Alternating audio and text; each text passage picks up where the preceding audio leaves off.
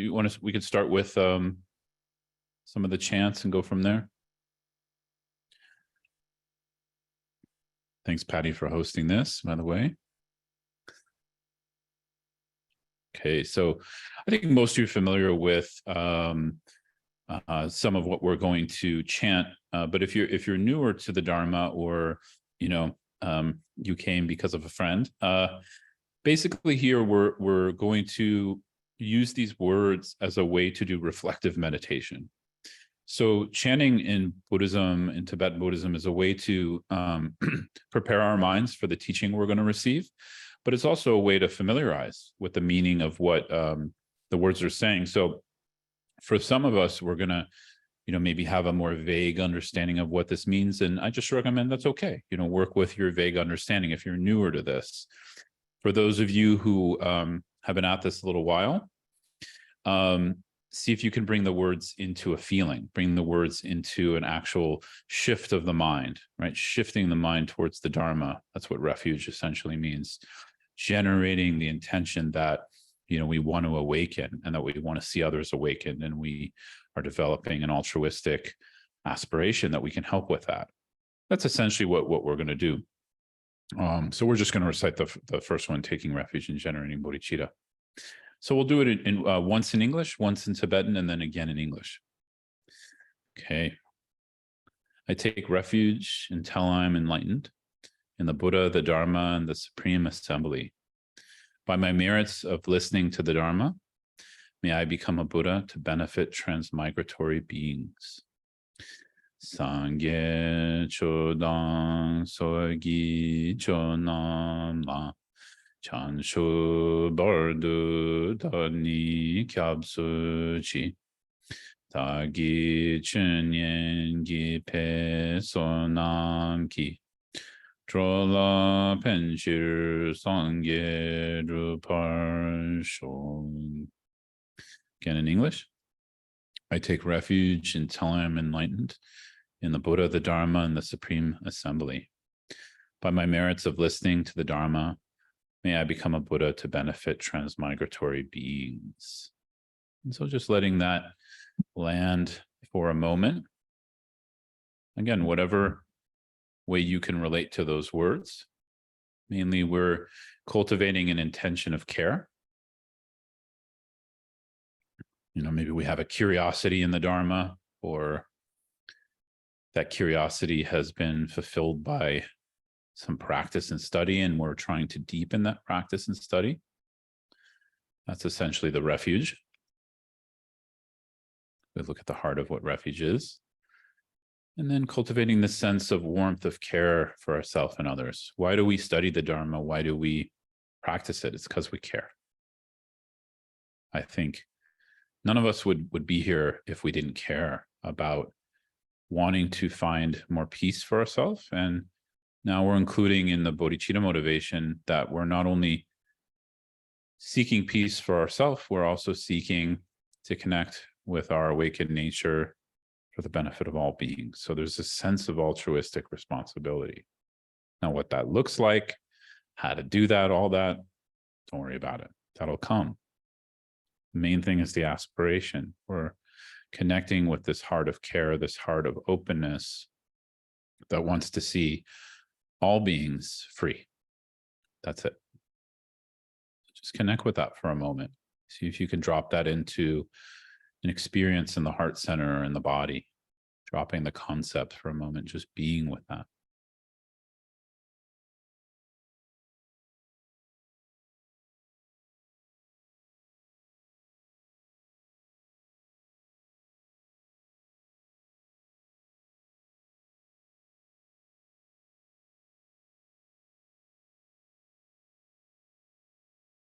Hey, thank you so much.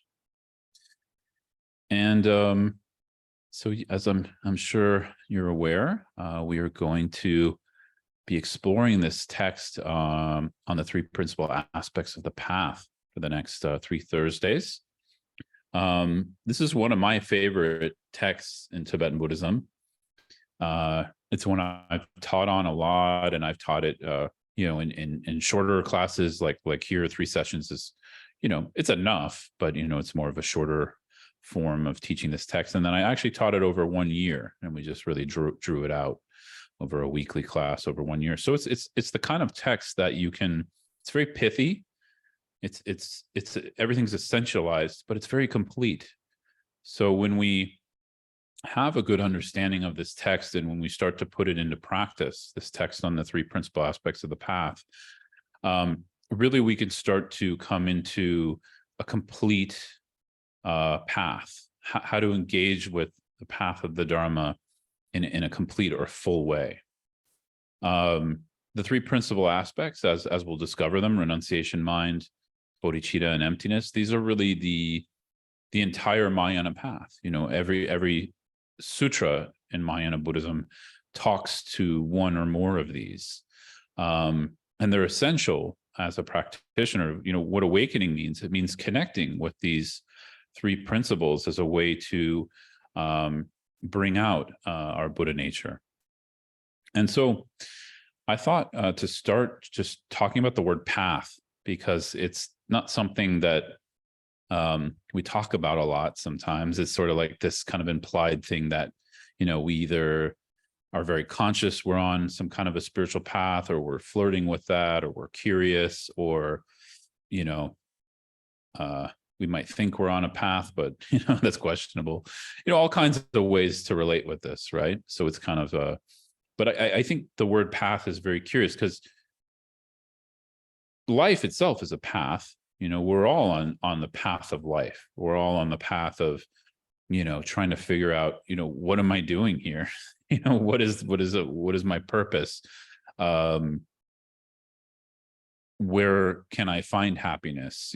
How do I relieve some pain, whether that pain is temporary or a more long-term problem? How do I relieve that? And I'm not saying this is necessarily conscious. I think, myself included, a lot of us move through our days, we're just responding, especially nowadays, because it's so speedy and aggressive. And aggressive, I don't mean overtly aggressive, like violent, but aggressive in the sense like a lot of our lives are driven by competition in the West. They're driven by like having to fight for what other people are telling us are finite resources, right? And then that's just implicit. We kind of take on, oh yeah, there's a certain amount of this, and I need to make sure I get my piece of the pie. And some of that's conscious, and some of that isn't. And we're all on a spectrum with that too, obviously. So then the part about speed is also involved, because I think speediness, it becomes difficult to even get some grounding, right? For me, speediness comes in and it just feels like I'm just going from one thing to the next, and one day I turn back, what am I doing? Like, why am I doing this? There's just this kind of habit of, okay, this bill needs to be paid, or this thing needs to happen, or I'm supposed to show up here at this time, or meet with this person, or this appointment came up, and there's a sense of just moving from one thing to the next. Some of us are, more fortunate, where we might have periods in our life where we're retired and, we have more space, or we're in between jobs, or we have a little bit of some savings to rely on. So, you all might be in all kinds of different places with that. When I was a monk, it just felt like I had eons, because I just had so much time. Of course, I had to do different kinds of work. Mainly I was in retreat and things like that. But also it just felt like, at some point I just became bored, because there wasn't enough to do, sometimes, not all the time. Sometimes there was a lot to do. So, we all are struggling in kind of this way. But I think it all comes down to this fundamental thing of like, how do we use this path of life? What is this path of life? All of that. And of course, the Buddha had a lot to say about that, right? And there's many levels or layers we could talk to on that.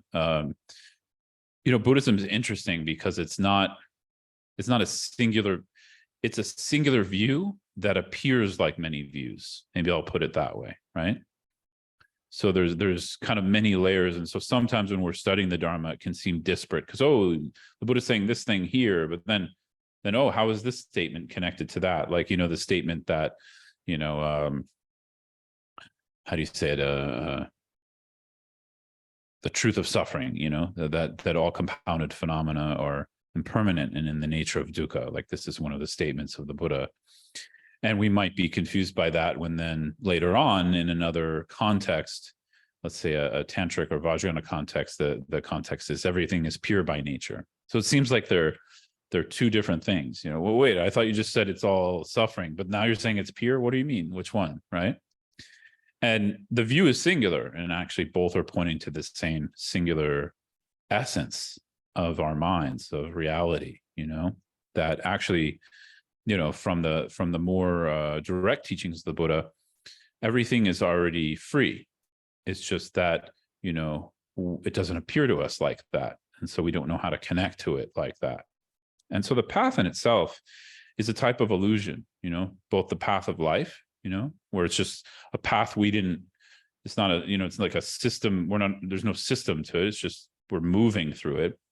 And then the Dharma path, which is kind of distinct, because the Dharma path, the path of Buddha Dharma, and the many, or I could say the many paths within Buddha Dharma, it's distinct in that it's something we have to consciously take on. You know, it's not like the path we move on through life where it's sort of like, you know, again, I don't want to speak for you, but I think a lot of people these days, and I've caught myself moving through life like this, of just sort of like, I don't know, there's no conscious idea of what we're doing, or what we're doing is simply taking care of the material life.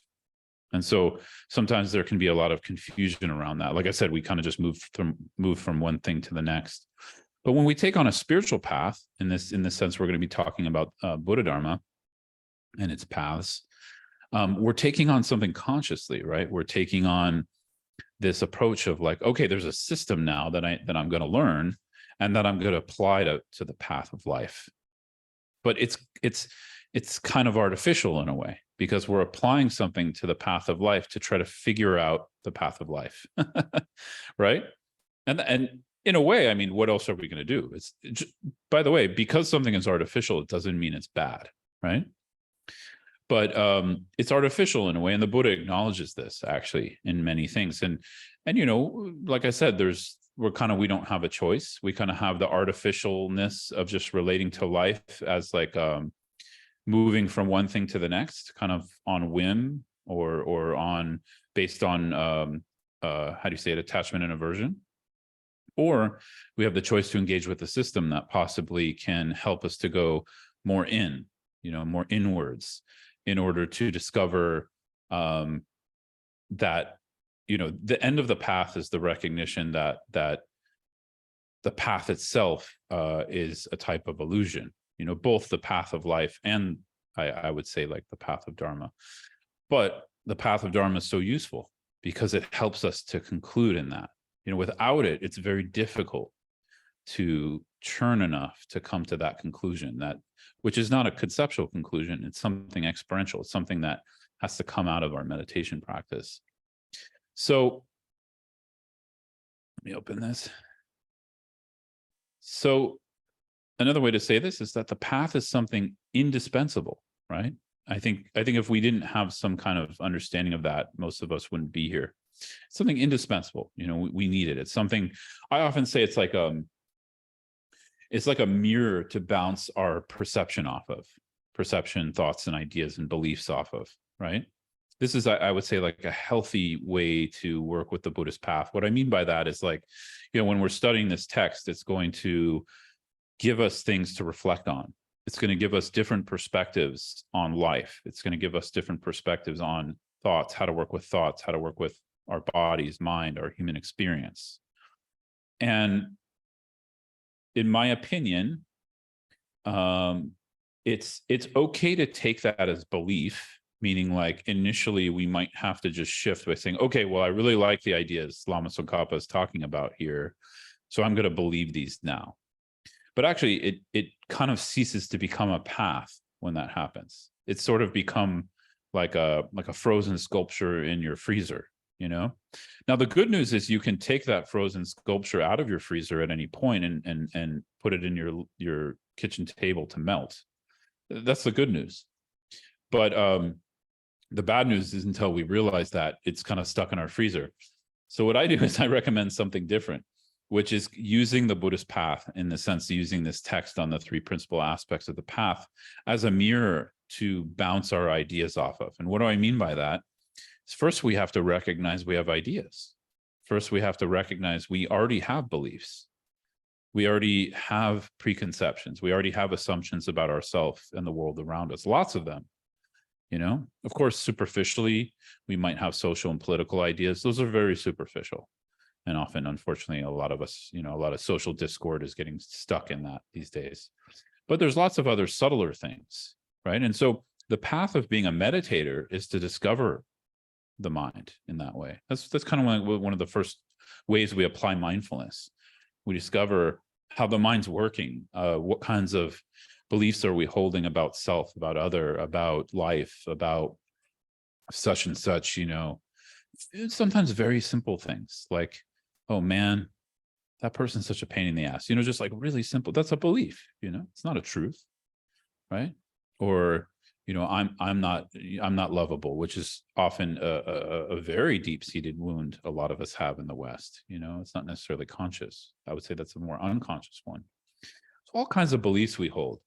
Now the problem is not so much that they're happening. The problem is we don't recognize them as beliefs. We recognize them as self. We recognize them as like, this is me, and we don't even think. It's just something moving through the mind.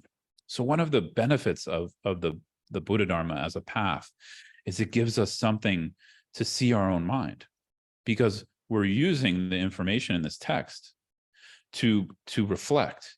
And when we reflect, what else are we going to reflect on? We're going to have to reflect back on our own positions, our own ideas, our own temporary and long-term beliefs, right? Like, what else are we going to use? And so I find that to be kind of like one of the ways we can start to access a very healthy Dharma practice and a healthy way to relate with these kinds of teachings. So in that way, it's indispensable, because it's something to, the spiritual path is indispensable because it's something outside of our beliefs that we then get to see our own beliefs with, and then to discover through curiosity some new ways of how things might be, right? And I say that, I think it's important to reflect on that. We're not saying here things are like this. We're saying things might be like this, right? And I think, Lama Tsongkhapa, he already has conviction because he was a realized Dharma practitioner. So when he's using his speech and language, he's just pointing out what he's realized. But we don't have to be there right now. We can use them more as open questions, reflections to work with in the Dharma. So I guess what I'm saying here is I don't think the Buddhist path is about becoming a believer, ultimately. If we need that temporarily as like a way to get us inspired, great, totally fine. That's totally valid, But ultimately, we can see through quotes like Nagarjuna, one of the founders of Middle Way, or the Madhyamaka views on emptiness. He said, believers in emptiness are incorrigible, So he's saying like, what, But again, he's talking about something quite high, something quite advanced. But if we start in the beginning with curiosity, I think it's very helpful, because then we build conviction through looking, through rubbing up against these teachings, through chewing on them, And, a little bit about my story. I was the kind of person where I loved these teachings. Like when I first heard this text, it was just it felt so not clear. I didn't understand it, but all of it, but it felt very logical and true to me, and I turned that into, now I believe this. And then I replaced, at least in the beginning, some level of work or introspection with belief, with the sense of like, okay, now I'm this, or now I'm doing this. And of course, I still pursued understanding, because especially the verses on emptiness were not clear. And so I needed to pursue those through study and practice. But there's this element of like, how do you say it? Trying to resolve my confusion by becoming a believer, which I think is a very terrible way to resolve confusion. Do you see what I mean by that? You see what I'm getting at? So again, some of you might be in that space where I was. And so I'm recommending, it's okay to be a Buddhist. It's okay to, tell everyone you're a Buddhist. Nothing wrong with that. But the point is to reflect on the Dharma. The point is to become kind of insatiable in our pursuit of the Dharma, because this has to become experiential. Everything I'm going to talk about for the next 3 Thursdays, it has to become, we have to shift through it. Otherwise, it doesn't, it's, it's just nice ideas, essentially. And I think nice ideas are useful. It's not like that's not useful. But if we really want to use this human life well, those nice ideas have to turn into shifting our perspective on ourselves and the world around us in a liberative way. Let's just use that word, liberative or free way, freedom way. So that's kind of how I see this word path. And so in a way, like I said, we don't have a choice. The path here is the remedy, like these 3 principal aspects of the path. They're a remedy for what are they a remedy for? They're a remedy for the confusion that keeps us circling in confusion. That's really, the way we talk about it fundamentally in Buddhism, circling in a type of misperception. And so this path, these 3 principal aspects of the path are a remedy for that, but they're also a deception in and of themselves, right? That's what I'm trying to get at.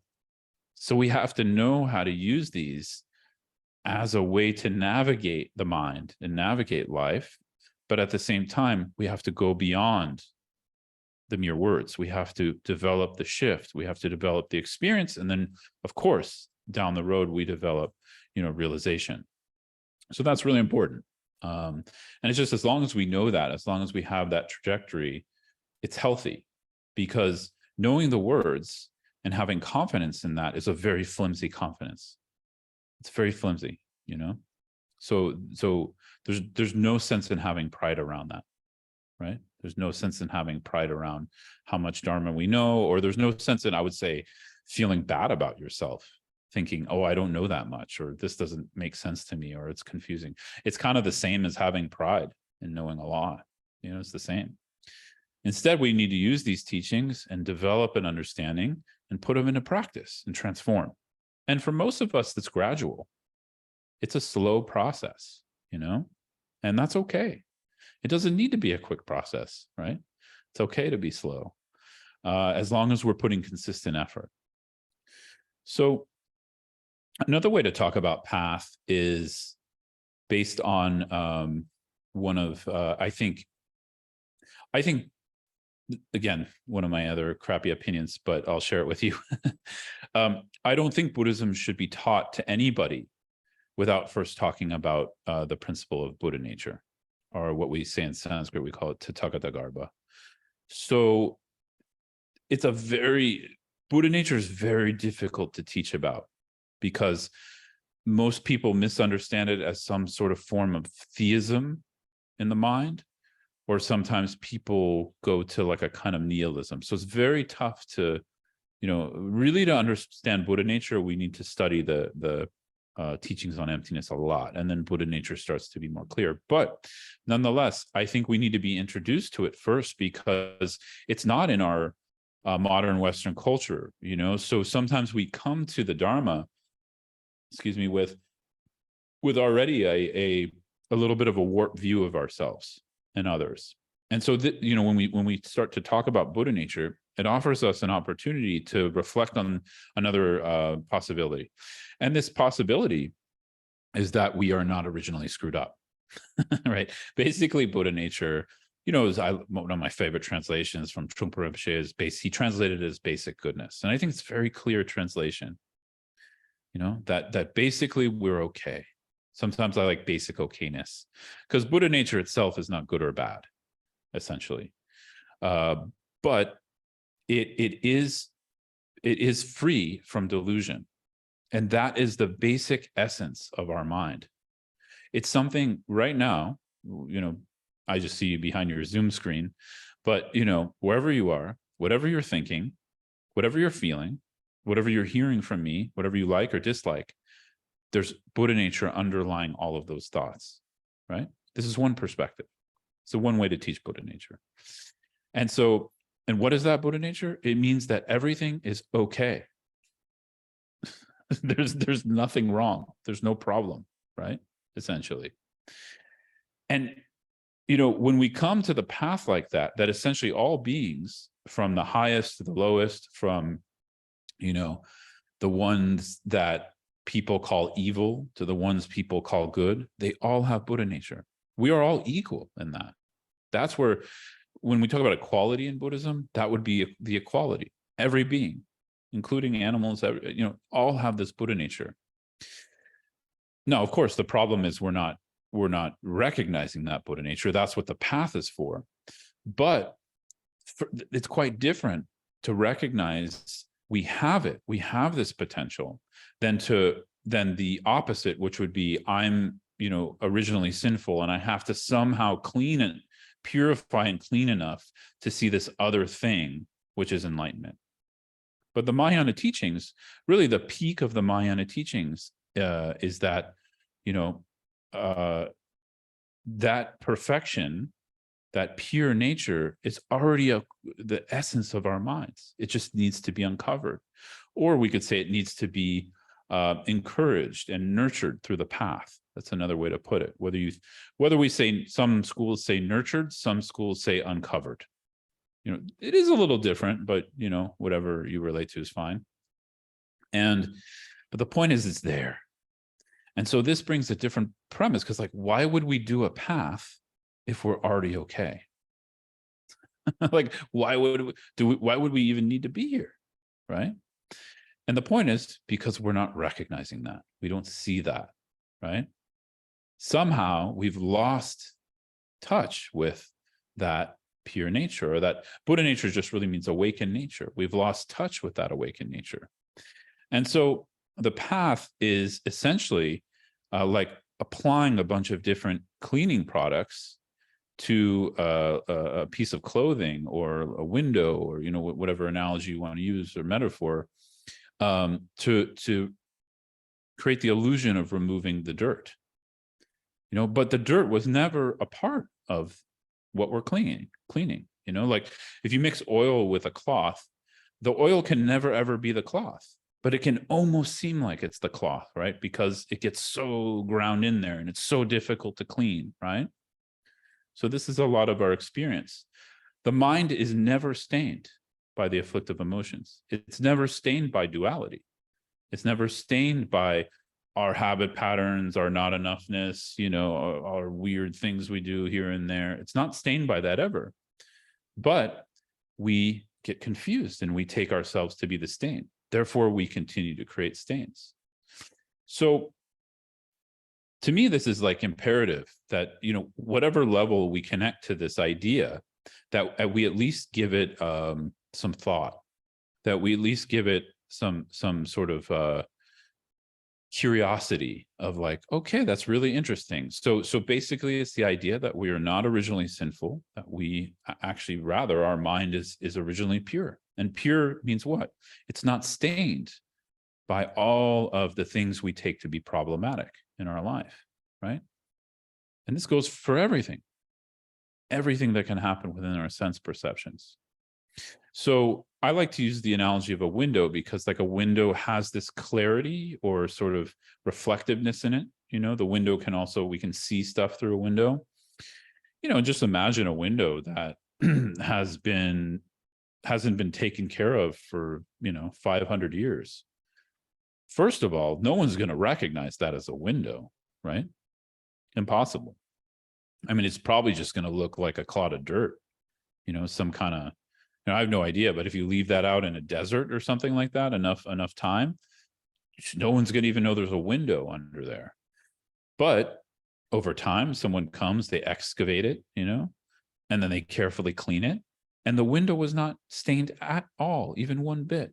The window never, ever was the dirt. It never was the dirt, despite being buried under the ground, A classic example we use is in some of the texts on Buddha nature, some of the sutras, is like a Buddha statue that's covered by a dirty rag. Like maybe somebody was hiding a Buddha statue or storing it or something, and then when we walk into the room, all we see is a dirty rag.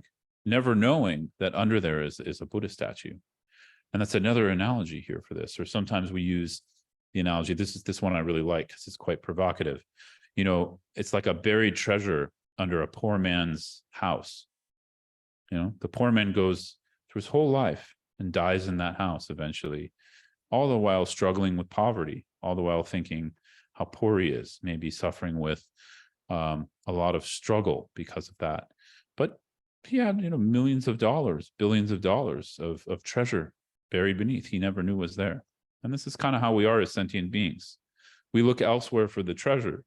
We forget, we've forgotten that the treasure is already here in our minds. And this is our awakened nature. It's our potential. So, right, this is quite interesting because this really changes our relationship to the spiritual path. No, it really changes what we're doing when we're approaching all of these teachings within the three principal aspects of the path.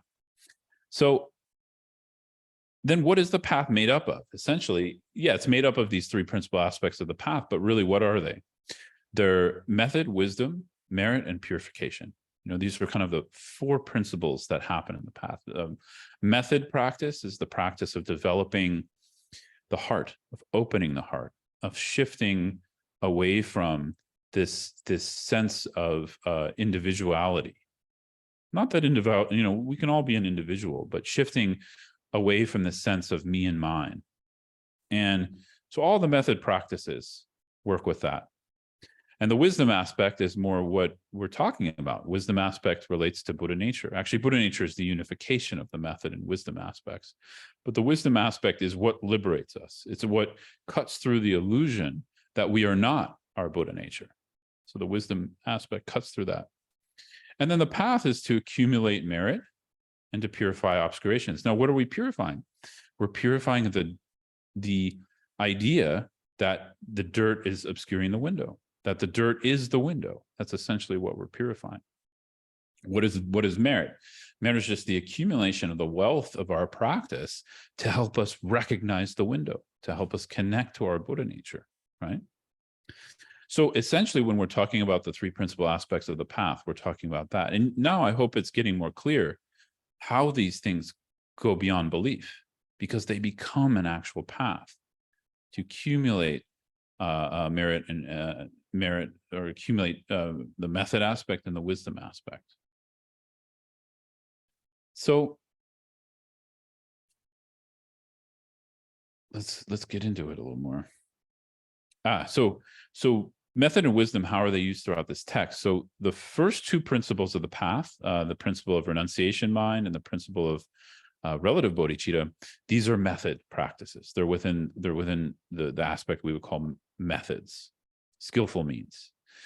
And then the last one, the principal aspect of emptiness, that is, you know, what we mean by wisdom. When we say wisdom in Buddhism, it can mean sometimes like conceptual wisdom, but more than not, it's pointing to what's called prajna in Sanskrit, which refers to a more of a non-conceptual wisdom. We also have sherab in Tibetan, which refers to like intelligence. That's a kind of wisdom, but here the kind of wisdom we're talking about in the emptiness teachings is prajna. It's non-conceptual wisdom, right? And so that's how these three principal aspects of the path relate. The first two are related to method, the last to wisdom.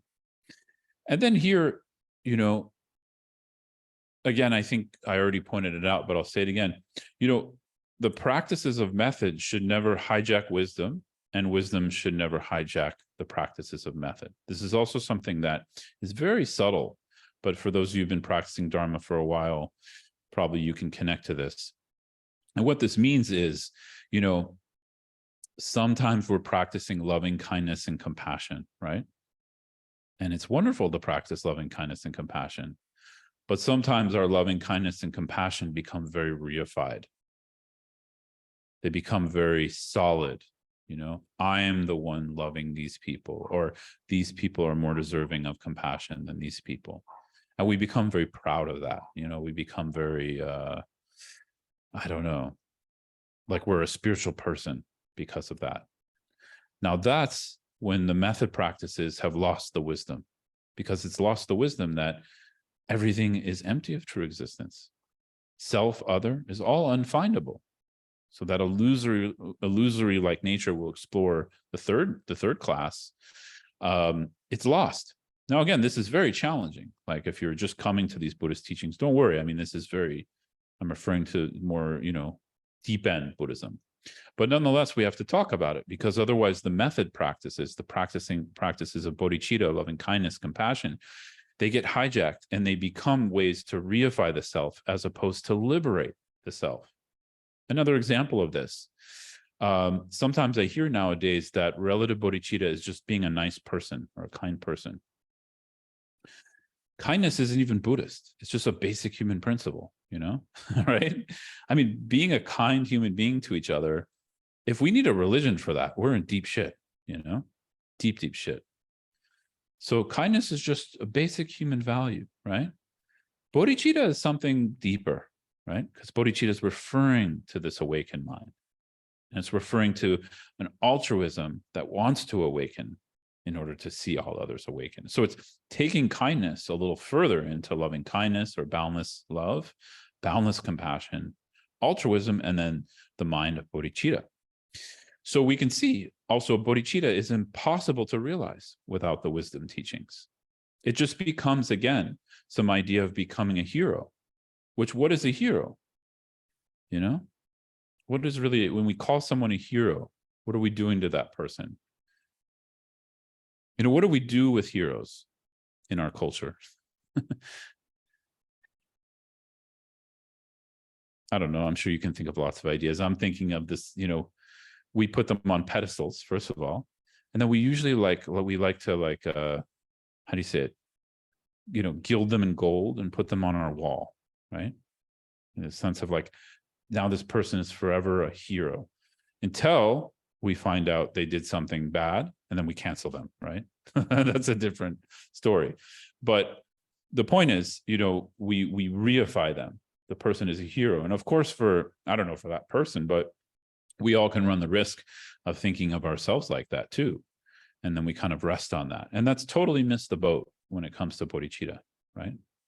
Because bodhicitta has nothing to do with being a hero. One of my favorite quotes is, we don't help because we want to help. We help because help is needed, right? And so when a bodhisattva helps because help is needed, and they help in a way that leads that person to full awakening.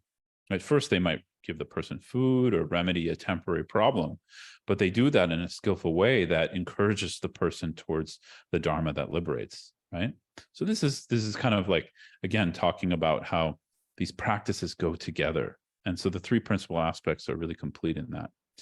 But let's get into the text a little bit. So the first verse is the promise to compose. So Lama Tsongkhapa says, the very essence of all the Buddhist teachings, the path that is praised by the noble bodhisattvas, and the entrance for all fortunate ones, desiring liberation, to the best of my ability, I shall now set forth. So, this is very classic, any kind of commentary or on a commentary on a root text commentary where it's like a fresh writing. That's what this is, kind of a fresh writing from Lama Tsongkhapa's Enlightened Mind.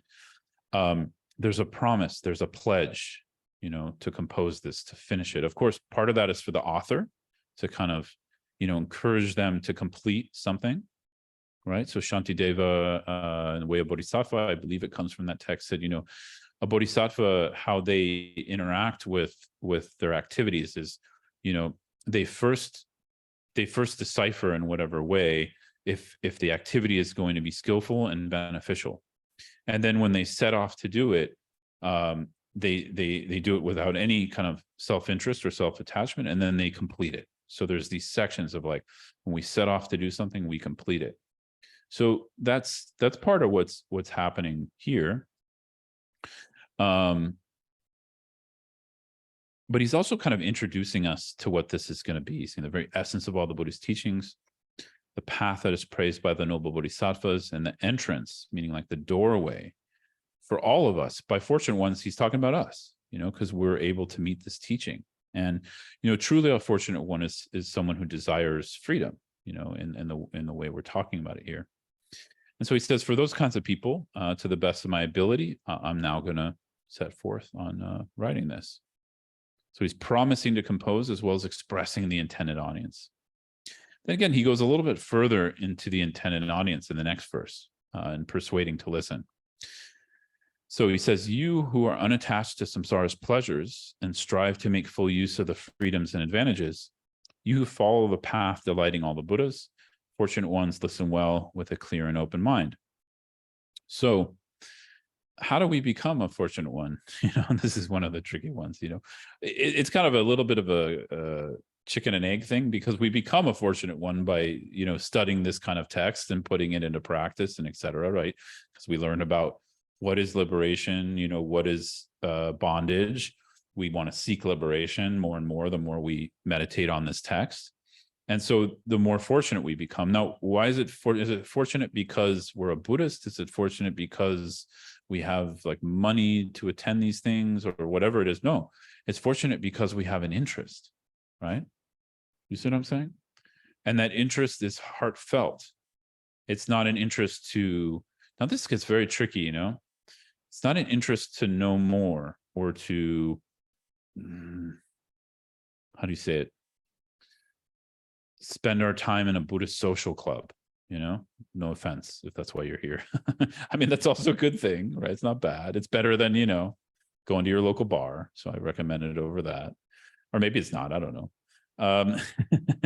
But at the same time, what he's really referring to here is when our heart has a shift, when our heart really longs for freedom, right? In whatever way you can relate to that right now. Like, again, when we describe freedom in Buddhism, it's a really difficult thing to describe. It's actually undescribable. We're just kind of pointing to it with lots of words. We're talking about enlightenment here. It's a very difficult thing. So I find it very interesting, actually. It's a question I ask myself from time to time, but I'll ask you here too, is like, isn't it interesting that we're all interested in this thing, freedom, awakening, enlightenment, whatever we want to call it, that we have no clue what that is? It's very interesting, So it shows me something. There's something driving that's very deep, and it's like a very deep longing. It's like something we know, but we forgot. Again, this points back to the Buddha nature. This is kind of, again, it's my like hypothesis right now. I think I seek it because of the Buddha nature. Like the Buddha nature is trying to find itself almost, not that it's a thing, but it's trying to find itself. And so then there's this pursuit of this vague thing called enlightenment, Anyways, so he's saying here, he's also giving a clue to the essence of this text, which is, when we're developing renunciation mind, which we're going to explore today, we're developing, we're developing a kind of disinterest in samsara's pleasures. That's kind of a result of meditating on renunciation mind teachings. And we're trying to make use of this human body and the freedoms and advantages. And then, through that, we're going to follow a path that delights all the Buddhists. Because why does it delight the Buddhists? Because they know that we're moving on the path towards freedom. I think this is also interesting. It doesn't delight the Buddhists because we're becoming Buddhist. It doesn't delight the Buddhas because, they're like, oh, now they believe in my ideas, like the Buddhists, like, now Jill finally got it, that I'm right. It's not self-righteousness. It's because they want us to be free. That's all they want. I mean, it's very interesting. It's like, okay, I'm going to give this example. How would you feel if you had really, really close friends that you ended up in an unfortunate situation of a house fire with, and you got out of the house first? You're out of the house, but then the house is on fire and it's burning down, but your friend didn't get out of the house yet. What would you feel? Like, what would you want from the depths of your heart? You're out of it, right? I mean, most of us would wish every fiber of our being that our friend can get out of the house, right? That our friend can make it out alive without, burning down with the house. So that's how the Buddhists feel. They've gotten out of the dumpster fire and they want us to get out, That's it. It's another way to talk about what pure bodhicitta is. It's just that. That's how they work. So So then this last part where he says, listen well with a clear and open mind. I'll leave that up to you. That's your job, you know? And this is sort of, clarity just means we are fresh. We're not deluded by the idea of, how do you say it? There's a freshness to our attitude. There's perseverance in our attitude, that even if we don't understand something, it's okay. We'll continue to persevere at it. Confusion is not a bad thing, you know, in these teachings. Confusion is good, but confusion can become destructive if we don't keep pursuing the thing we're confused about. Confusion can become very good when it causes us to keep pursuing our understanding and practice of the Dharma. Now, the open mind part is really interesting because this can go two ways, right? Or more than two ways. But an open mind is obviously we need to be open to these teachings that, again, it goes back to what I said, something to bounce our own ideas off of, right? Because initially we might come up against, oh, that sounds weird, or I don't know if I like that, or I don't know if I agree with that. Wonderful. But don't stop there. Why don't you agree with it? It's rhetorical. This is something you would ask yourself. Why don't I agree with that? Oh, it's because I think this. Well, is that thought correct or not? Is that in line with reality? So we ask these questions, and that's how we develop, you know, with the Dharma, this ping pong game, or, you know, like I said, bouncing our own ideas. So that's one way to work with an open mind. The other way is sometimes we study the Dharma, or we study different kinds of teachings, and we think, oh, I know that already. Oh, yeah, renunciation. Yeah, I read that a bunch of times. I watched some videos on that. Got it. You know, I want to do Dzogchen. I want to do Mahamudra. I want to do, you know, this and such deity practice. No. This is a closed mind, right? Extremely closed mind. So we have to be careful of that one, because Tibetan Buddhism is full. It's like a smorgasbord. You know, it's a buffet of delicious food. You know, I mean, some of it doesn't appear delicious, but it's delicious because it can transform us, right? And, you know, we all love the dessert table, but we also got to eat our veggies, because if we don't eat our veggies, dessert isn't digestible in a way. You know, we're going to become unhealthy if we just eat sugar all the time. So I'm not saying Tantra is sugar. I'm just saying that we can treat it like that, and then it becomes problematic. And so, you know, these teachings, when we have an open mind, I recommend creating a kind of insatiability in relation to these kinds of teachings, where when we catch ourselves being bored, we really have to ask ourselves a question: why am I here? What am I really interested in? So, you know, some of my inspirations in this is, you know, some of my teachers, but also, like, you can see in the Dalai Lama, he never gets bored with studying the Dharma. You know, he's in his late 80s. I'm sure he's still studying. The Dalai Lama's Chenrezig, he's very realized, but for our benefit, he keeps showing this aspect of studying the Dharma. And, you know, I don't think he preferences like, oh, now this is like the most, you know, deep Buddhist text, and the one that's going to, like, you know, the most sexy topic, you know, and then he's like, oh, now I got to go study renunciation. No, I think for him, they're the same. They're both very beautiful. So there's a quote I like here, which is like, when we study and practice the Dharma, we should treat the foundational teachings like combing our hair, which is like, this is from Trungpa Rinpoche, this quote, where he said, it's like combing your hair, and you're coming back to the roots again and again and again. And this is kind of a way. There's a quote I really like too, but I forget the author. Might be Chankya Ropé Dorje, Gelug lineage master, where he said, when we study the foundational teachings, like these would be foundational teachings, especially the verses we're going to look at today. When we study the foundational teachings, we should long for the more profound, like the teachings on emptiness, tantric teachings, etc.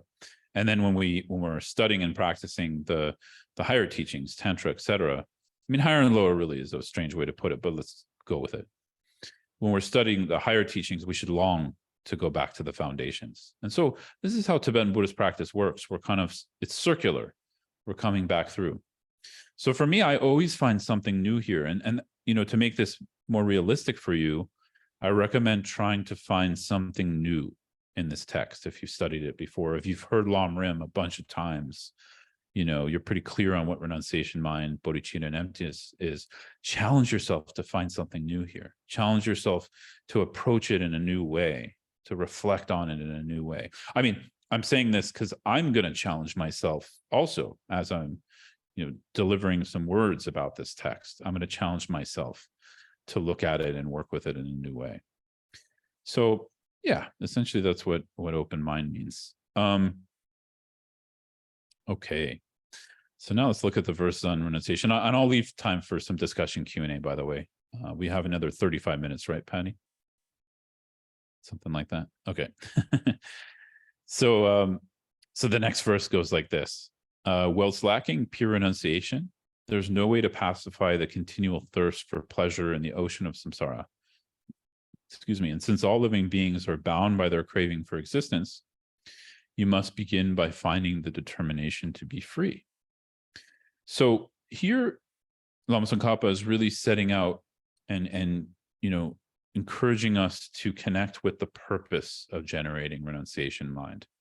So I like, now some of you might be new to hearing renunciation with the word mind. This is something I just started using that in all my teachings on renunciation for a long time now. I think it's Dzongtsar Khyentse Rinpoche.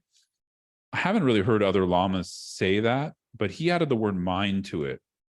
Instead of just saying renunciation, he always, or I don't know now, but before he used to always say renunciation mind. And I like this because it makes it more clear, because I think renunciation teachings, I would say renunciation teachings are almost the fruitional teachings for us Westerners. They're very difficult to relate to from our kind of, householder lives.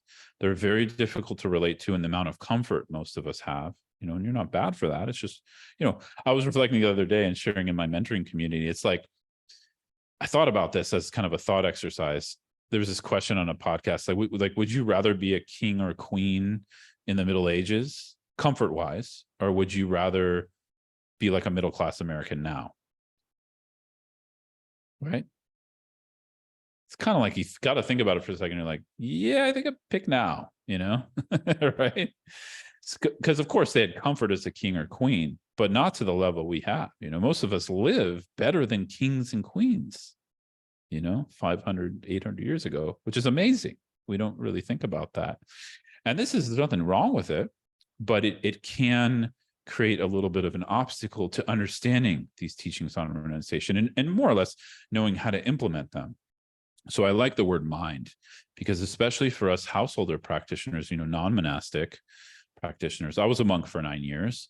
I got to practice, the renunciation mind teachings as a monastic, but they aim at the same thing, which is it's the mind that has to turn or transform, right? It's not so much what we do. Of course, ethics is important with our outer conduct and non-harm. And if we can help, even better, but at least non-harm with our outer conduct. But renunciation really depends on the mind. It doesn't depend so much on what we do outwardly. Often people get this confused because they see monastic life, or they see like simpler renunciation on an outer level, physical renunciation. They say, oh, that seems more dharmic.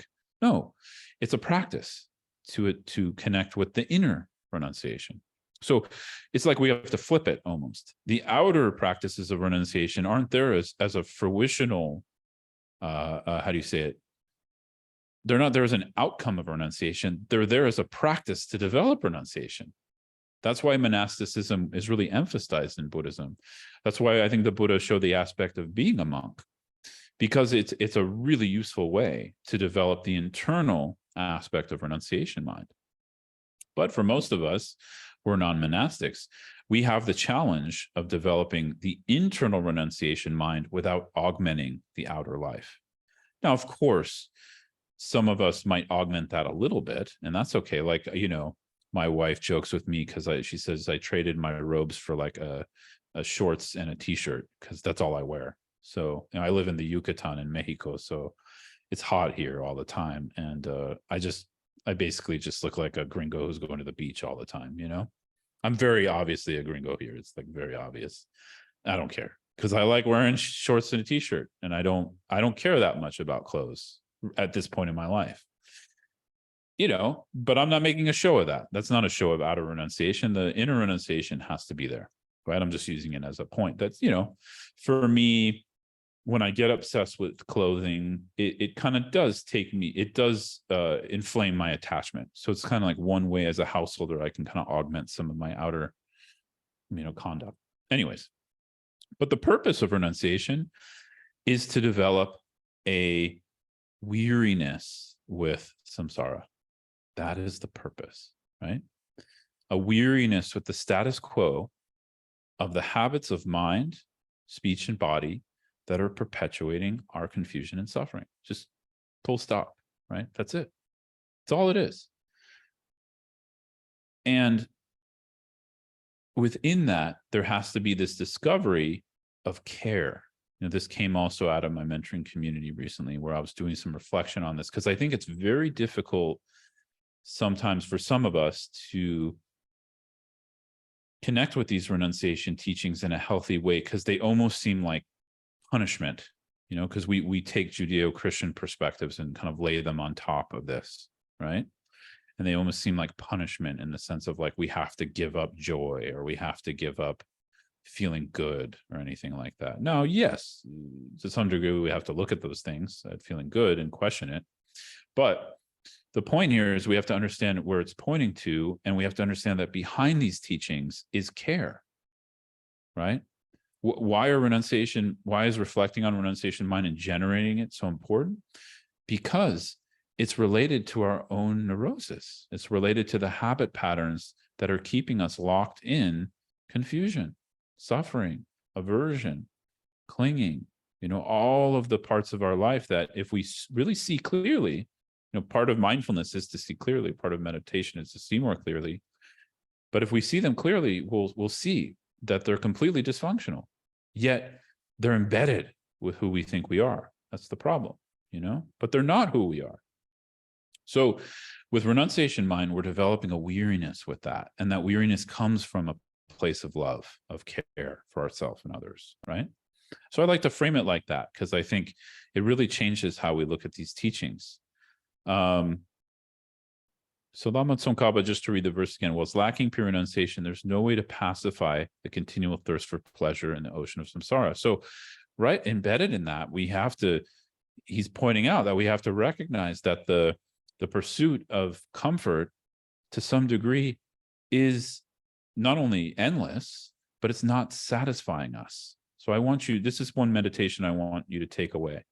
So I'll just give you like really kind of pithy meditations or reflections to work with in relation to these teachings. That's something to reflect on. Is in whatever way you thirst for pleasure. And again, these are big words. So sometimes we might think of pleasure as like this kind of, kind of what I'm at risk of, like like a midlife crisis where I can't buy a Lamborghini, but I go buy something, shiny and, what do they say? There was something I heard recently. Anyway, I don't care. Anyways, and all of that. And so, so some people think, oh, that's like very obvious, kind of like pursuit of pleasure, et cetera, et cetera.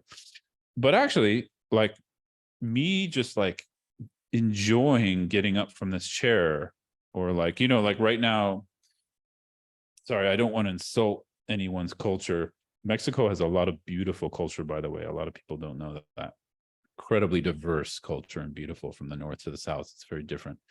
But one thing that a lot of people don't know is Coke is one of the most Mexican things I've seen here.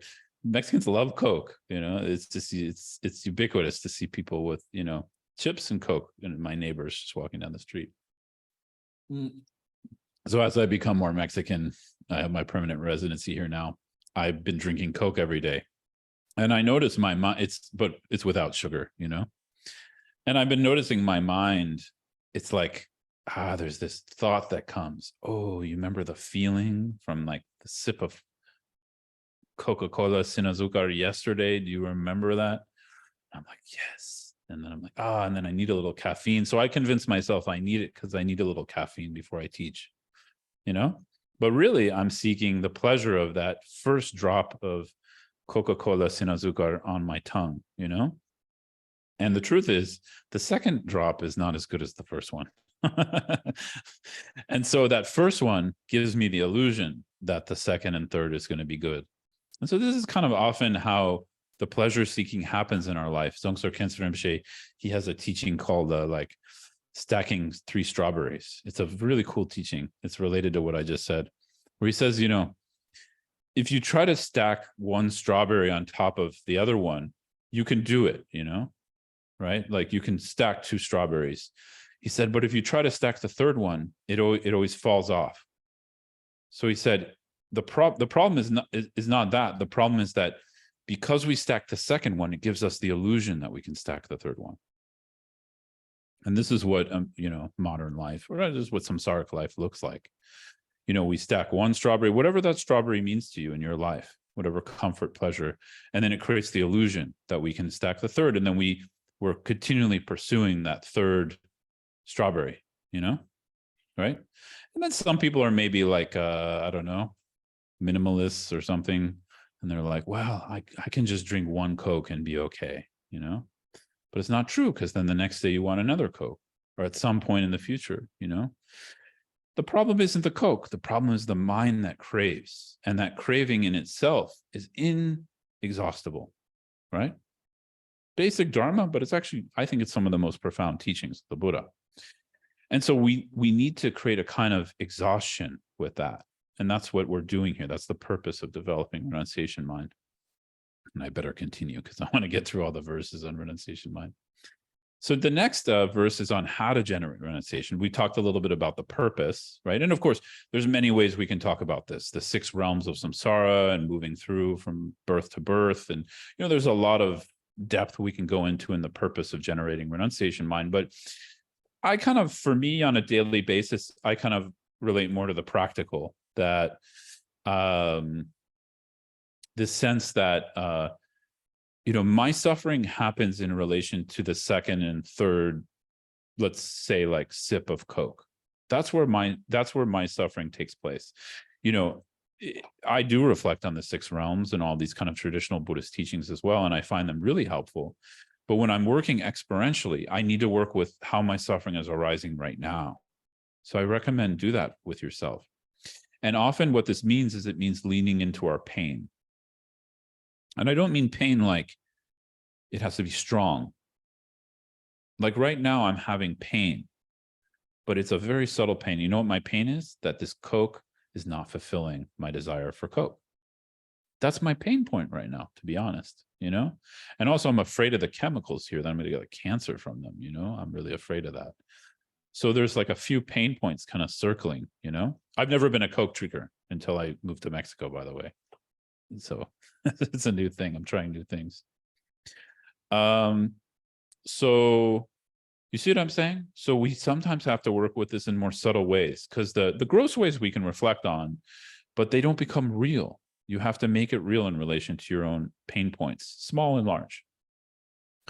So how to generate? Now, these are kind of the more traditional ways to generate, though I'm giving you a non-traditional way, right? Like, and so what I do is I sit with the pain of this Coke not fulfilling me. It's like a sense of unfulfillment. And I sit with that and I feel it. I kind of feel it in my belly. Like I kind of feel it in my chest right now. And there's a sadness there. I know it sounds silly, but I'm really going through this right now. Don't make fun of me, you know? There's like a sadness there right now, you know, like a sadness. And right in that sadness, that's renunciation mind. Just rest in that sadness. What is the sadness? It's the sadness that no craving can fulfill us. No amount of pleasure can fulfill, and it can't make us happy. And so we start to quit, you know, that momentary, you know, we quit taking refuge in these things that aren't going to really fulfill us. And then we continue with our life, right? This is the wisdom of the Mahayana tradition. We continue in service of others, right? So if my wife wants a Coke, great, I get it for her. If I want to drink a Coke with her, great. But it's not this same kind of taking refuge in the Coke, you know what I mean? It's not the same reliance. And so we start to develop a disinterest or a weariness with samsara as a whole. And mainly we're developing a weariness or a disinterest in attachment and aversion. And then eventually, as we study emptiness, in confusion itself, which we'll talk about in a few weeks. And when we develop that, all of that happens internally. All of that happens in the mind. It's not something we need to show to others. I actually think, in a way, I don't know, all you didn't, most likely, I don't know your life experience, but probably you didn't have the experience, I had the fortune to do, which is being a monk for 9 years. But, there's a lot of traps there too, because when you're a 6'2" gringo monk, I don't know. It's not the same. Like when you're a kind of Nepali monk in like a monastery of, 1,000 monks, you're a nobody. And I mean that in the best way possible. There's no pride to have. You have a low position. You're really poor because you're surviving on monastery food.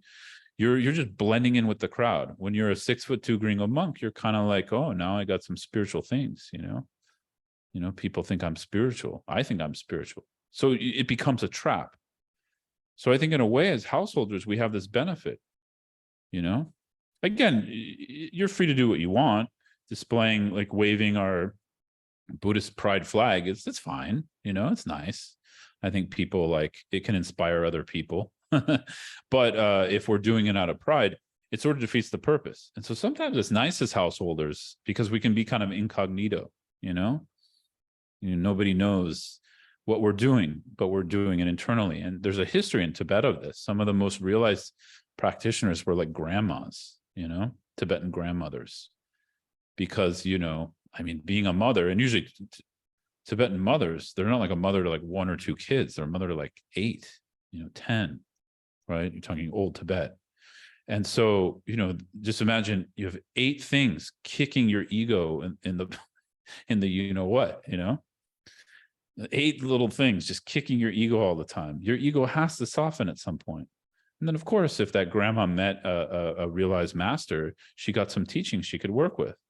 There's a lot of stories like that. And nobody knew. Grandma just suddenly disappeared into light. What happened? Oh, she was a super realized practitioner. Nobody knew that. That happens all the time. I mean, it did happen in old Tibet. There's a lot of stories like that. Anyways, so this verse, how to generate renunciation. Now we're going to look more classically. The freedoms and advantages are rare, and there's no time to waste. Reflect on this again and yet again, and dispel attachment to this life. To dispel attachment to your future lives, contemplate repeatedly the unfailing effects of karma and the sufferings of samsara. So this is really laying out the lower and middle scopes of Lam Rim for those of you who have studied like longer Lam Rim texts, like the Lam Rim Chenmo from Lama Tsongkhapa. This is the practice or the reflection on precious human rebirth, perfect human rebirth, reflection on permanence and death, reflection on karma, cause and effect, and then reflection on the defects of samsara. Other lineages call these the 4 thoughts that turn the mind, or the 4 mind changings, or 4 mind turnings. In the Gelug tradition, it's just part of the lower and medium scopes of Lam Rim. And, we don't have time to go into detail on these, but you can read about these, you can study them. And if you have some questions, we can talk more how to meditate on them. But essentially, we generate renunciation mind. The classical way is to work with these 4 reflections, right? And there's a lot of detail to each one. The first 2, working with perfect human rebirth and working with reflection on death and impermanence, it's really to generate a kind of weariness with the being preoccupied with this life. And what that means is being preoccupied with kind of like that this life has to work out in the worldly sense, right? That like whatever we normally think of as success, whether that's wealth, whether that's, having a big family and having, all of that love around us, whether that's sort of, some kind of name for ourselves or legacy, whatever. We all have our own version of this, right? All of that would sort of hamper our ability to work towards liberation because it keeps our mind preoccupied in very temporary things that actually, when we die, they all disappear, I mean, our legacy's there, that we don't experience. I always feel like a really deep sadness when you hear the stories of artists. Like a lot of artists, they didn't become successful until well after they died. It's very common. And a lot of them had like really difficult lives, because to make art, apparently you have to suffer, and so to make good art, I don't know if that's completely true, but you do see it kind of, it's common. And so, you see this person who really struggled, and maybe not, they didn't even get recognition, but they got kicked around. Like they actually like had, they lived a life of deep suffering. And then they become recognized, and they have no idea. They moved on to some other rebirth from a Buddhist perspective, so they didn't even get to enjoy it. So a lot of it's like that. And I think a lot of us aren't in that position. We're more in the position of everyday life, trying to, I think I just see a lot of modern life, because I'm in it as well, because I'm not a monastic anymore, is some of us are trying to stay above water. We're trying to stack those bills, that are inflating their way out of our bank account every day, and trying to have some financial freedom so we can retire maybe. And some of you are retired, and or, leave something for our kids, and or just sort of like, make sure we have some comfort around us. And again, some of this is for others. This is the householder. This is the path of bodhicitta through a householder too, or the path of compassion is some of that we're doing for others. We're doing for our kids. We're doing for our families. But also we have to look at our minds. What are we doing to avoid having to deal with discomfort? What are we doing because we have this ideal of how life should look like for ourselves, So it's it doesn't mean you have to, like, I'm not saying, you don't have to go shave your head and go sell your house. That's not what I'm saying. Well, if you want, you can deed it to me. No, I'm just joking. No, I'm really joking. It's a bad joke. Terrible joke. But you know what I'm saying? Like, we have to look at this, because it's more the internal of like how we're clinging to this life, right? And it's okay to, I think this is the trickiest thing of like, how do we let go, but we continue to engage? Like I said, like nobody has to know. You don't do anything drastic, but you let go. I'm working with this now with money. Money is a very difficult thing. There's a wonderful book, by the way, one of my favorite Buddhist books ever. It's called Work, Sex, Money by Chogyam Trungpa Rinpoche. I work with mentees a lot with this book. Incredible book. One of the best Dharma. It came from Dharma Talks, and then it got edited into books, I think, after he died. But it's an incredible book. And the chapter on money is so good, because it's sort of like money is this inevitability in all of our lives. And yet it's very complicated. And I, you can see this thread between work, sex, money. They're all things that are highly charged and also unavoidable for most of us. And so his approach is we have to find a way to work with them and also release attachment in the process, right? So when we're meditating on perfect human rebirth and death and impermanence, they help us to do that. They help us to release within our life. And the second two, he says here, to dispel attachment to future lives. The second two of reflecting on karma, cause and effect, and the defects of samsara as a whole, those really help us to develop a longing to be free from samsara completely, not just the suffering of this life, but suffering of samsara as a whole. And like I said, those are teachings we can go into in a lot of detail. We just don't have enough time. And so this last verse that we'll end on today, and then we'll do some Q&A, is on the definition of having generated renunciation mind. And so Lama Tsongkhapa says, when through growing accustomed to thinking in this way, hope for the pleasures of samsara no longer arises even for an instant, and throughout both day and night you long for liberation, then at that time true renunciation has been born. So this is sort of pointing out, how do we know we've developed renunciation mind? That's how we know, right? Now, just briefly say some things here. When I first read this verse, I thought, I am so far away from what he's talking about here, like ridiculously far away from what he's talking about here. And I want to say that's okay. It's a fine thought. It's actually a good thought, because it's a recognition of, where you're at. But it's also not true, So the idea of being far or close to enlightenment, they're just thoughts. They're just ideas, so we have to remember that. And we have to move forward and practice. The main point is to practice, and these are internal things, right? So we have to really connect with, what is this really referring to? He's saying, It's really beautiful here. Hope for the pleasures of samsara no longer arises even for an instant, right? This is possible, it's possible, right? How do we know it's possible? Because we can have moments, if we practice these teachings, the four thoughts that turn the mind, we practice all of the Dharma, we can have moments where we don't crave to be in samsara. We don't crave, we start to understand the deeper levels of mind and what we're actually clinging to. For me, personally, until I studied emptiness a little bit more, this kind of teaching we're talking about now didn't click. So that's what I was saying. Each of us are different. And as Westerners, I kind of consider renunciation more of the advanced teaching. I think the Dalai Lama and Thubten Chodron are doing a rework of the Lamrim. I want to go take a look at it because I'm curious if they put Renunciation Mind later. I'm curious because I know they're changing the order of it for modern practitioners. But I don't know. For me, understanding emptiness and having some practices of it to work with really helped to kind of click into what this is talking about, because we have to see through that to some degree, whether it's smaller or larger, that the mind that craves, for my third sip of Coke is the same as the first. The mind that craves that is just, it's like nothing. It's just a thought.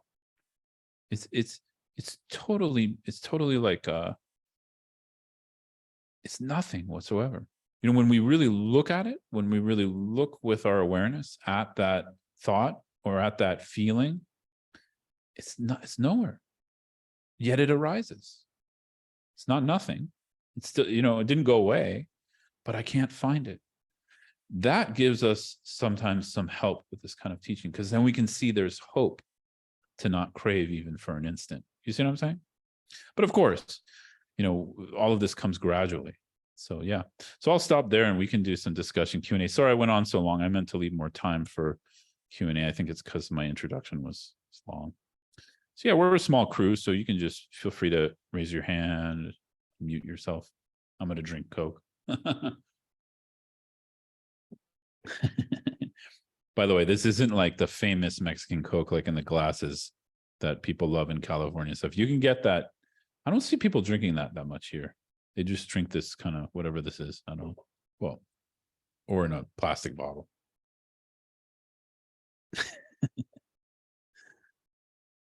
Can I ask Sure. a question? Go for it. Oh Lord. Like, I understand everything you're saying, I think, or most of it. I just don't know how the heck it's so complicated. We have people in our lives, we cling to those. I'm a clinger. Yeah. I admit it. I'm a clinger, and I agree, it brings you pain. It's not a great thing for me. I don't care so much about material things now. I'm not ready to go shave my head and live in a monastery either. I don't care that little, but I'm not like, that's not my biggest thing. My biggest thing is really like probably more centered around relationships, fear of losing relationships, fear of getting older, just fear. Yeah. And I would love to be able to be where I'm not clinging, and I'm meditating, and I'm new at this. I think I shared that last time, but I'm not even close. I figure out like a lot of incarnations ahead of me. I like helping people. I'm in a helping profession, but do I like helping them all the time? Hell no, I don't. Yeah, me and too. Sometimes even the people I'm helping, I think they're a pain in the ass, some of them. I have all of those thoughts. I have a very impure mind. Well, and I'm trying. I'll be quiet now so you can answer. No, it's all good. No, it's a really good question, actually. I think, first of all, like it's just we all we can do is go step by step. That's all you can do. And the main thing, like I was kind of implying it earlier, but I'll say it more directly now, is like The main thing is that we have some container to work with in our practice, that we're informing that container with Dharma study and reflection, and we're consistent, we're committed to that. That's the main thing, you know, because that in itself builds, that in itself will grow over time, because you can't be somewhere you're not. And why worry that you're not there? There's no point in that. This is why I think, like, sometimes when we study these kinds of teachings, Lama Tsongkhapa is pointing out the fruition. He's not pointing out where we are. You know, he's just pointing out where to get. And even what he's saying is just words. I mean, they're powerful words. I think they're direct, but at the same time, it's going to mean something to you. It's going to mean something different in experience. It often does.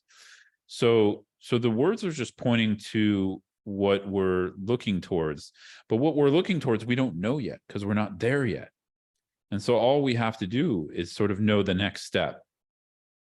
And of course, to have some, you know, in Tibetan Buddhism, we have a pretty developed container. You know, we have the container of spiritual community with a container of various teachers to connect to know, like, you know, to check in and see, well, hey, is this what's the next step? What should I do? Is this okay? Or what do you think?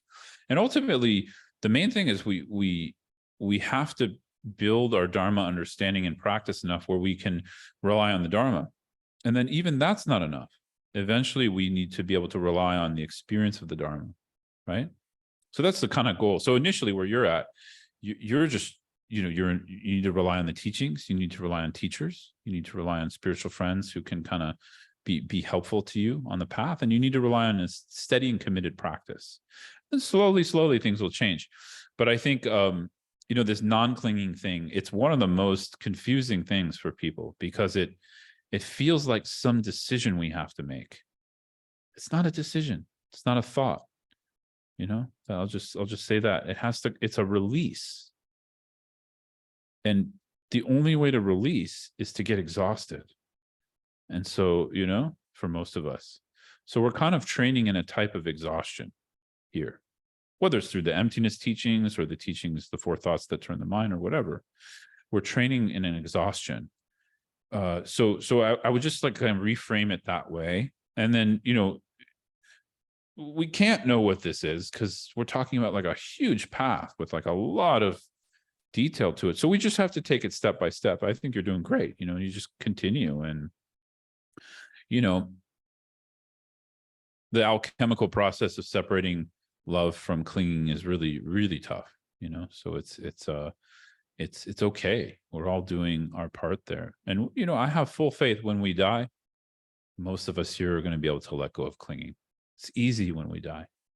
Some people, it's not easy, but I think people who come to Buddhist teachings, it's a little bit easier, you know? So when we die, naturally we'll let it all go. We're going to have to, because I think when we die, we're going to know a love that's so pure and open and spacious. It's beyond any kind of pleasure we're getting from the clinging. And you know what is that love? It's our Buddha nature. You know, it's our mind. It's nothing else, you know? So that's my opinion. I haven't died yet, so I can't say that definitively, but, well, I've died, but not in this life. But I think it's like that, yeah. Anyone else? I'm happy to go over a few minutes too, because I know I didn't need that much time. There's a lot of questions.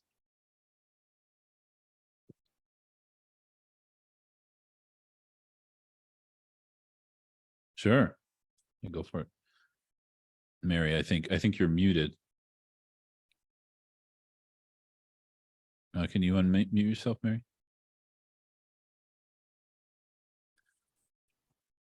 Okay. Yeah. So from my perspective, we've covered a tremendous amount of information, and and not to get blown away by it. I naturally, when you concentrate in one area, it's going to become more interesting and enlightening.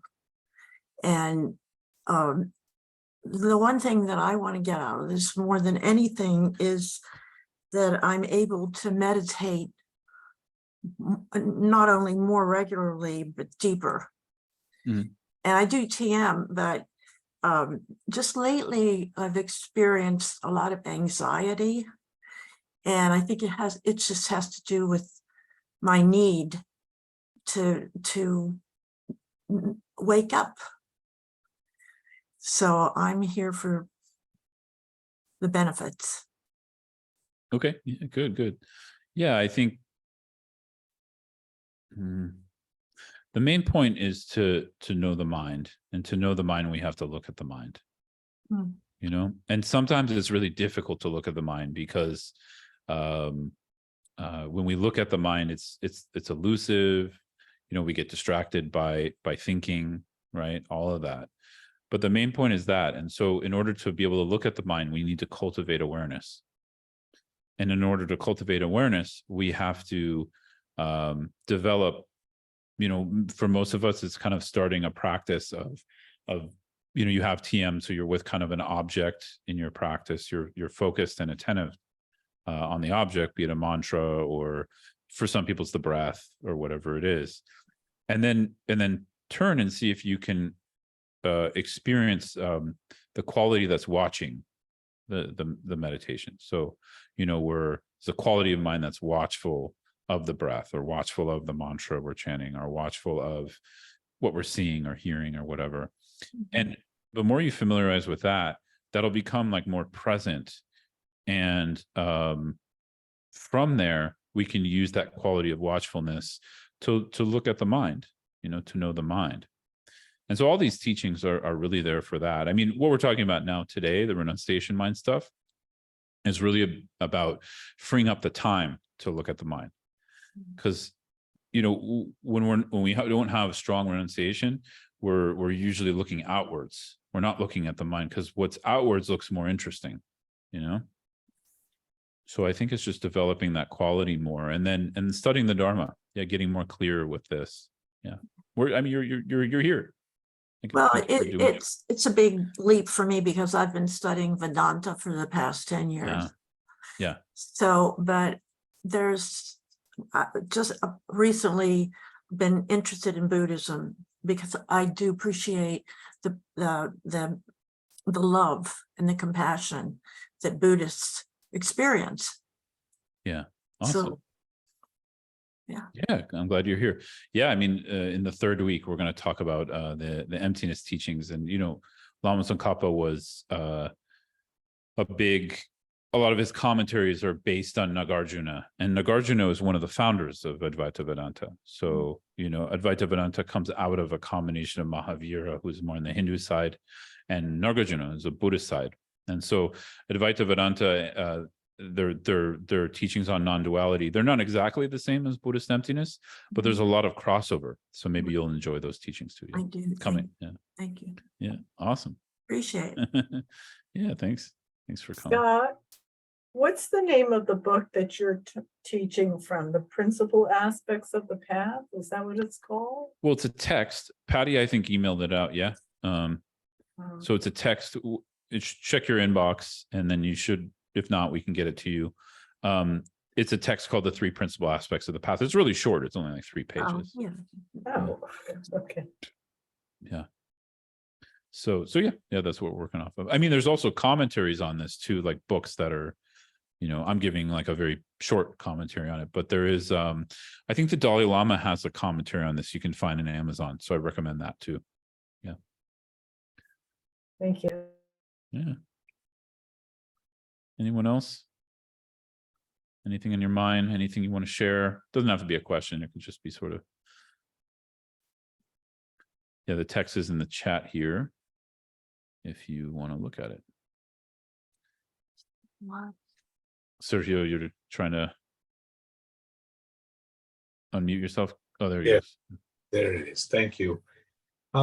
I have a question about what would be your recommendation, for example, somebody who's trying to practice renunciation and the freedom of the mind and not attachments, and then when you do it by yourself, it's okay, but when you interact with people, and then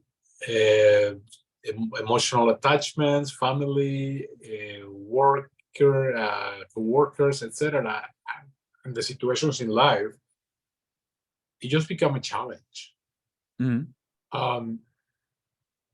What do you do? What would you recommend to calm that mind and not being triggered? Well, I mean, it's just a process, more than anything else. So that's kind of what I was referring to today.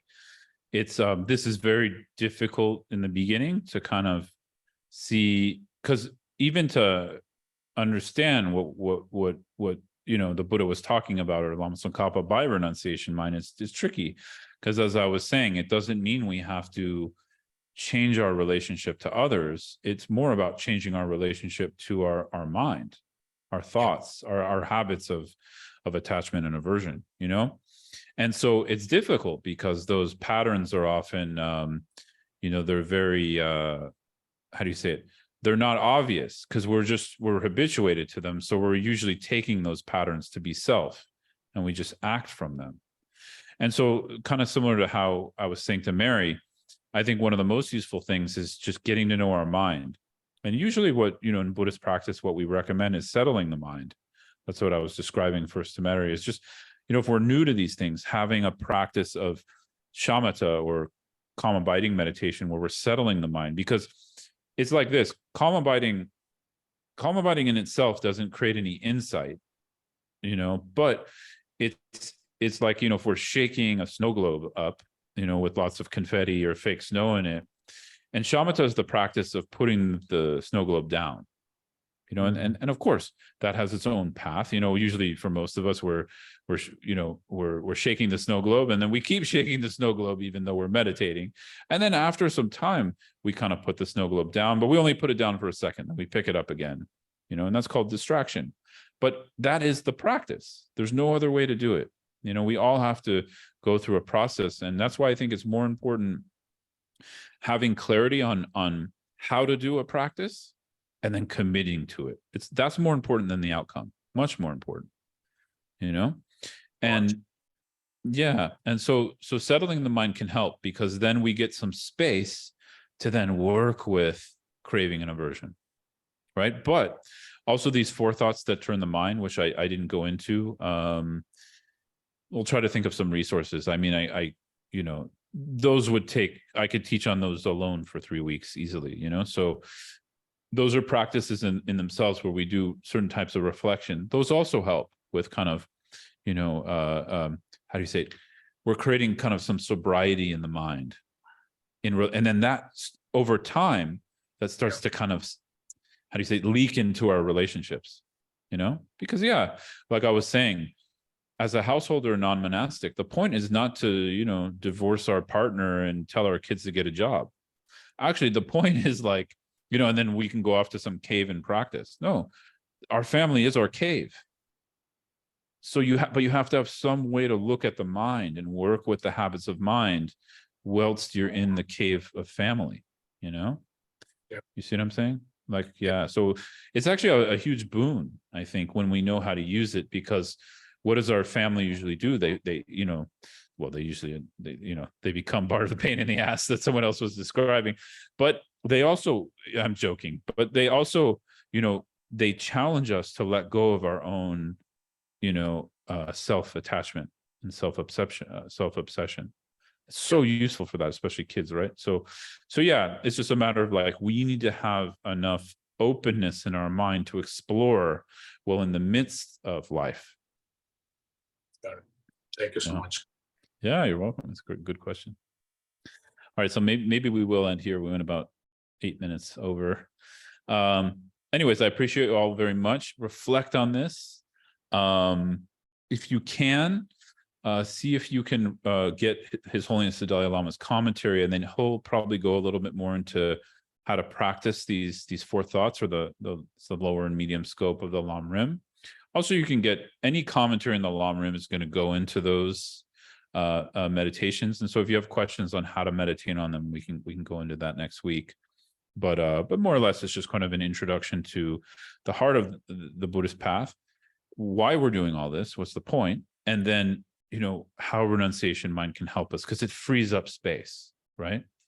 Frees up space. But again, it's its own practice in itself. Yeah. Yeah, we can dedicate the merit, and we'll continue with Bodhichitta next week. Patty's going to put up the chants. Okay. So let's say it in Tibetan once, in English once. Jangchub Sam Cho Rinpoche Make Parnam Ge Yurchik Kepan Yampa Me Pai Gone Gondu Power Show.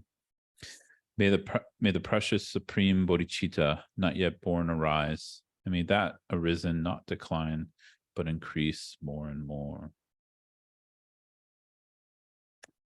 We'll just do these in English. Incomparably kind and supreme Tenzin Gyatso, the wish-granting, wish-fulfilling jewel, source of every single benefit and happiness in this world. May you have a long life and all your holy wishes be spontaneously fulfilled. We'll do the prayer for the swift return of, oh, was there more? No. I think that's it. Okay. We'll do the prayer for swift return. Peerless teacher and assembly of the children of the victorious ones, Shravakas and Pratyeka Buddhas, victorious Losang, father and sons, along with the lineage masters, all the objects of refuge of infinite lands, please bestow the virtue and goodness of accomplishing this prayer here and now. Holding and spreading the Muni's precious and complete teachings through explanation and practice, you wore the armor of patience that is never discouraged. Incomparable venerable Guru, to you I make a request. While striving single-pointedly for the sake of the victorious one's teachings, the sole gateway through which all benefit and happiness emerge, and from other living beings, you suddenly departed to peace. What a great loss. Nevertheless, through the undeceiving truth of the blessings of the ocean of the three jewels, and the great waves of Bodhichitta of the children of the victorious ones, may the smile of a reincarnation swiftly beam in glory for fortunate disciples. All right. Thanks, everyone. Hopefully see you next week. Thank you so much. Thank you. Thank Hi, you. everybody. Thank you. Thanks, Patty. Okay, Thanks, very much. Patty, See also. you, everyone.